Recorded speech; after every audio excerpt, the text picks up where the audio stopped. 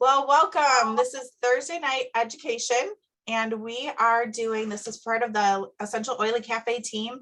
And for the month of January and beginning of February of 2023, we've been talking about gut health and liver support. And so today we're super excited because what goes along with gut health, but healthy food choices. So we're super excited. We're going to have Sue today. Olson is going to be teaching us instead of you guys always hearing me, which is exciting. So Sue is going to teach you guys today a little bit about diet and diet choices and food and recipes. So there are recipes on here. Don't feel like you have to scramble to write them down. We will post them for you so that you can get them in our ELC chat, or whoever invited you to the class, please ask them. We will make sure that you get these recipes so you can just enjoy and watch, and you don't have to write those things down.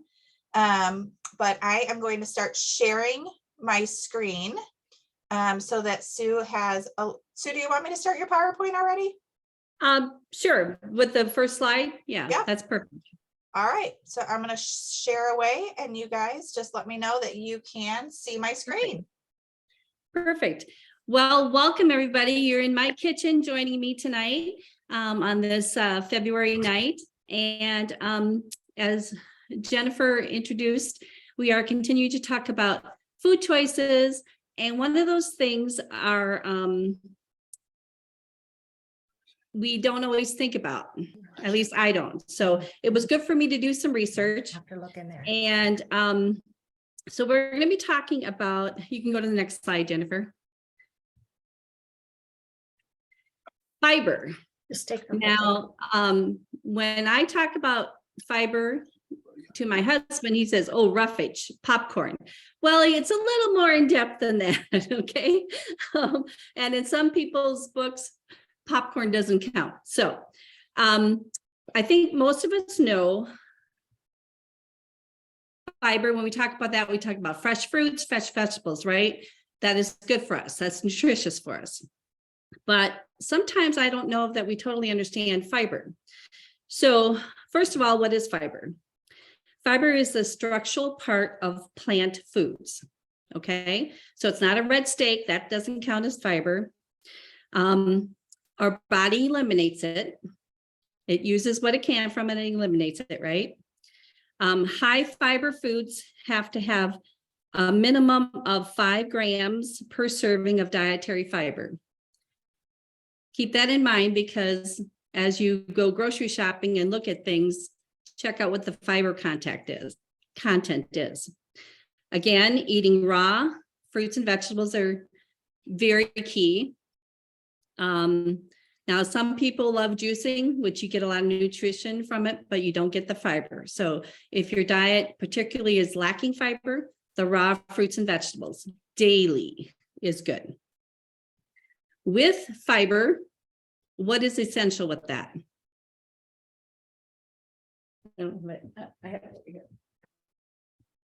Plenty of water, right? Because it has to move through your whole digestive system, right? And be eliminated. I said it gets eliminated. So there's 2 different kinds of fiber, soluble and insoluble. Soluble, that dissolves in water, forms like a gummy gel. Things that would be considered soluble fiber would be dried beans, oats, barley, banana, potato, the soft parts of apples and pears. So that would exclude the peel for the soluble part. The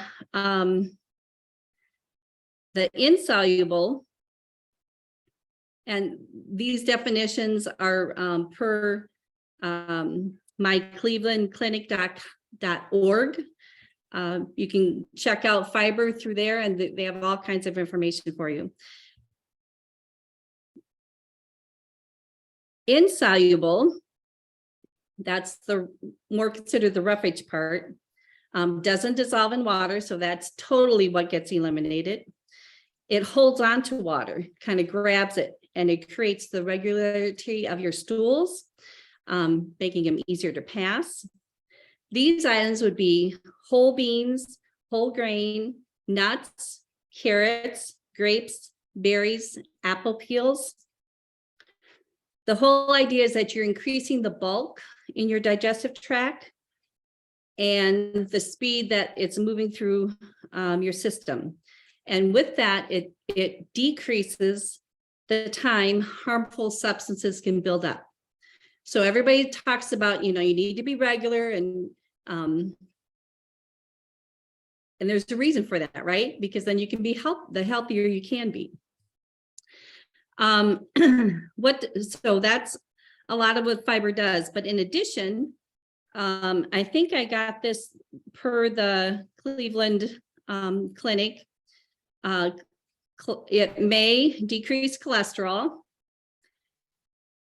may better regulate blood sugar levels, may help weight control because it keeps you fuller and you're eating less, may prevent other diseases, and fiber does pull water into your colon so that you can have regular passage of your stools. So that's just kind of a general, non-scientific and all explanation. But now some examples. You can go to the next picture, Jennifer. So these are some items that are going to be in the baking that I did for this presentation tonight. So let's just look at the einkorn flour. If you look on the back, per 1/4 cup serving, there is dietary fiber of 2 grams. That's pretty good if you think about it. A 1/4 cup isn't very much, right? You compare that to organic, regular white flour. There's 1 fiber in a 1/4 cup. Next, let's go to more of a powerhouse, flaxseed. I don't know if everybody knows what it is, but flaxseed has a very hard shell to it. If you would just put this in your diet, it would go through and you would not reap any of the benefits of this powerhouse because it's hard and your body can't do anything with it. So the key to getting the most benefit from flaxseed, a coffee grinder. And the best thing to do is to only ground it as you need it. Now, if you do like me, I usually end up doing more. I just freeze it until next time, so it stays as fresh as possible. So that's flaxseed. Flaxseed, 2 tablespoons of it ground, contains 4 grams of fiber total and 2 grams of soluble. So you don't have to remember these. This just kind of gives you some comparison of foods that we probably don't think about. The next powerhouse is chia seeds. Does everybody know what chia seeds is? I know growing up, the only chia I knew was chia pet grass. So some of you can relate to that. So 2 tablespoons of chia seeds. Any takers, how many grams of fiber total? 10 grams. The soluble is 7 grams. So that's what helps move things through your body. Okay, one of the recipes, I have chickpeas in it. So let's take a look at what 1 cup of chickpeas, which is canned or cooked, the total grams is 12.5.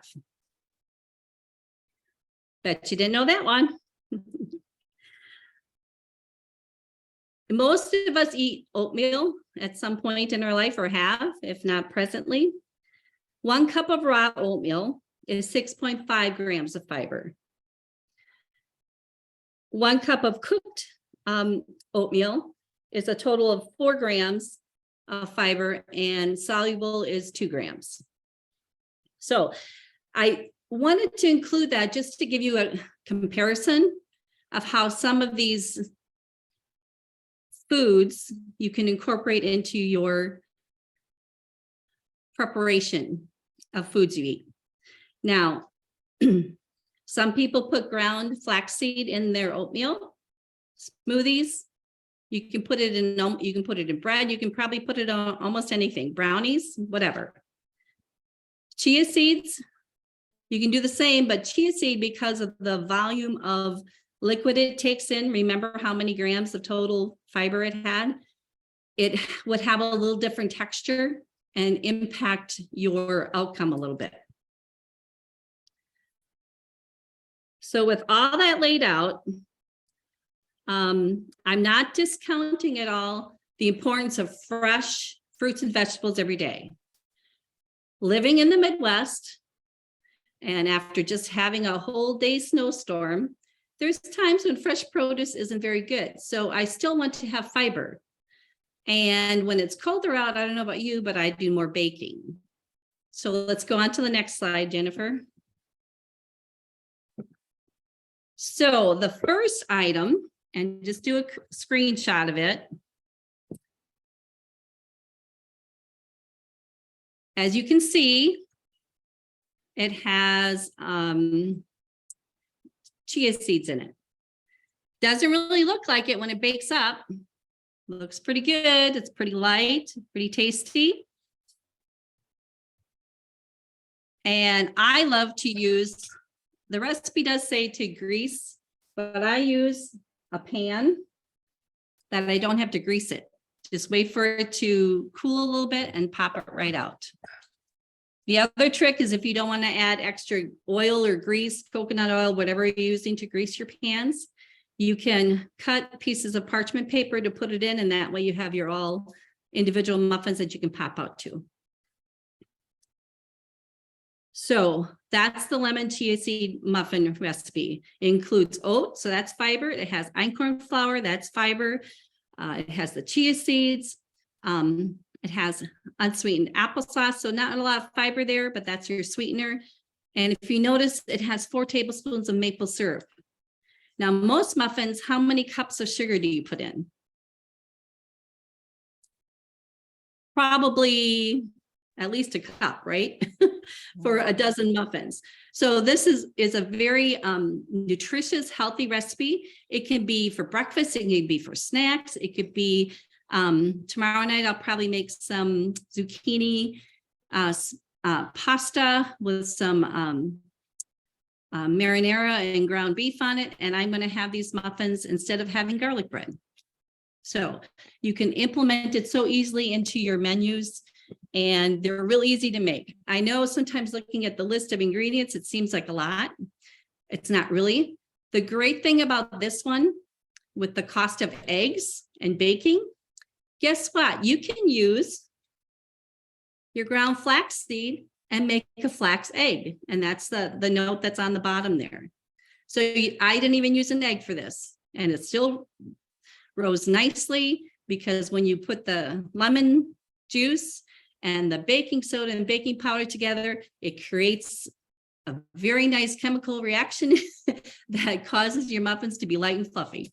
So these healthy ingredients can really benefit you. Let's go on to the next one, Jennifer. Okay, this is chip and chia cookies. Again, this could be for breakfast on the go, a snack on the go, snack before a practice. I gotta grab them here, sorry. My arms aren't long enough. So I wish you could smell them, because every time I take the cover off, it just smells awesome. They look like chocolate chip cookies, don't they?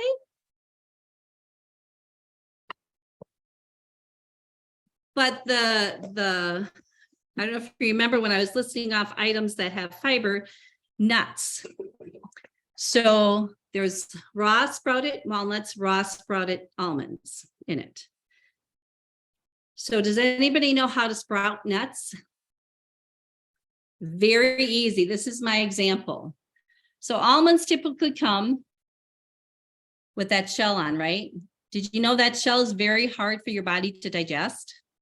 So to help that digestion process, you basically soak it in filtered water, good water. You don't want to put chlorinated water in it to soak it. And then you can just peel these off. And like this, you put in a food processor to make butter out of it, to make nut butter out of it for the recipe. And by doing that, you're also going to save your food processor because it's not going to have to work so hard because it's softer. If you ever have a raw nut, especially almonds, they're really, really hard, aren't they? And if you chew them, you got to chew them really good because otherwise you swallow them. So your body works harder at digesting it. It's fiber, but it's sometimes hard to digest for some people. So taking that little outer peel shell off that nut is very beneficial for your digestive system. And it tastes awesome. Still tastes as good as ever. I'm trying to remember if there's something else I wanted to point out. Oh, sometimes people are like, oh, they're so good. Why are you making them so small?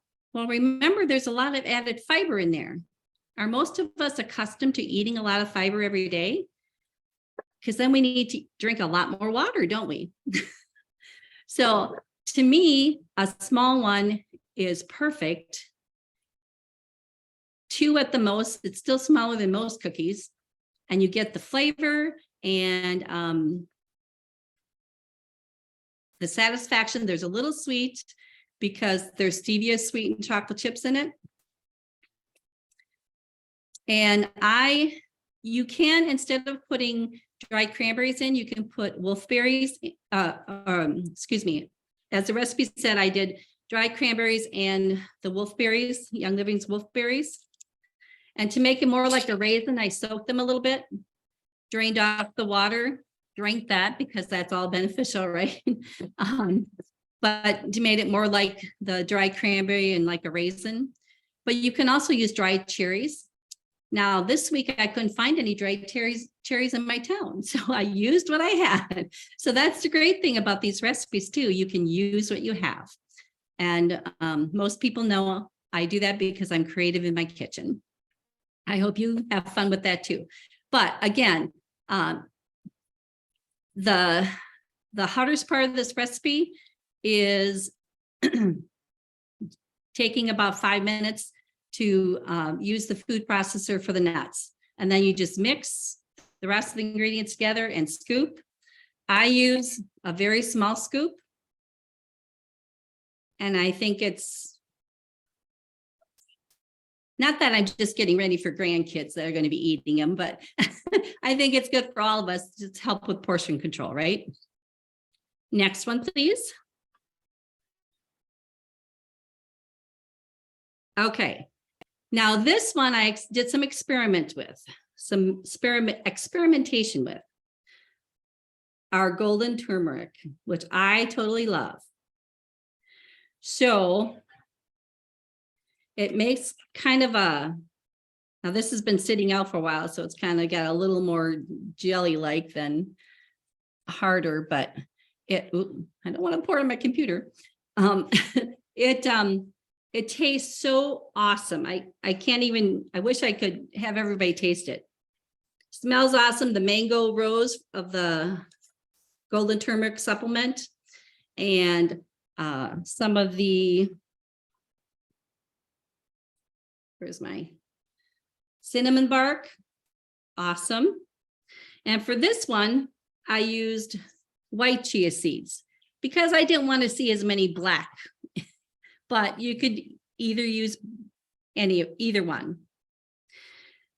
Something I forgot to mention about chia seeds in general, they do last a long time. And if you're not going to use them, probably best to store them in a cool place, a refrigerator or freezer. And after a year and a half, they may not be as effective in gelling and solidifying whatever you're using it for. So these were closer to a year and a half old, and it's a little more soupy, but it's also been sitting out for half an hour. almost 45 minutes. But I ate one this afternoon as my lunch, filled me up and was delicious. Absolutely delicious. Like I could have that for a snack any day, anytime, just saying. But again, I made sure I drank plenty of water with it. The other thing I did investigate while I was preparing for this class is I checked out drjockers.com. For any of you know that I do follow him and I check out lots of his information that he has. And he talked about carminative herbs, and it's spelled CARMINITIVE herbs. So what are those? Those are herbs that can stimulate the digestive system to help it work better. And it does so by toning the mucus surfaces and increasing the peristaltic, however you say it, action, basically the movement of food and elimination, right? So once you know it, Young Living is so amazing with their vitality essential oils. The ones he listed as herbs, we have oils. Now I don't have all the vitality ones for him, and one of them isn't, but just to give you an idea, I don't know if you can see any of it, but peppermint, thyme, coriander, cinnamon, which were in all of my recipes, ginger, juniper, which is topical, fennel, clove, caraway, and dill. Now, isn't that awesome that we have right through our Young Living available to order things that will help your digestive system and flavor burst your food. So I left one of the best recipes for last, because we are in the month of February. Flourless brownie muffins. Now, I have to tell you, chocolate is my husband's favorite. Brownies is his favorite. He has never celebrated when I've made black bean brownies. And I've tried a couple different recipes. He tried these. And they are super light. And to make them more look like a brownie, I have a square pan that I put them in. So good. And I put peppermint in them too. The peppermint vitality. So obviously you can add more or less depending on what your taste buds love. I love peppermint, and so easy to make, just so easy to make. And again, you put them in a pan so you can pop them out and have it easy. They're already pre-cut. You can freeze these if you want. Most of these will stay well in a airtight container. But for just the two of us right now, I'm going to freeze some of these because we shouldn't eat them fast enough, because then we're going to have to drink more water than we need to. Just saying. So we can stop the recording and open up questions if there's anything else. I hope it helped everybody. Awesome, Sue.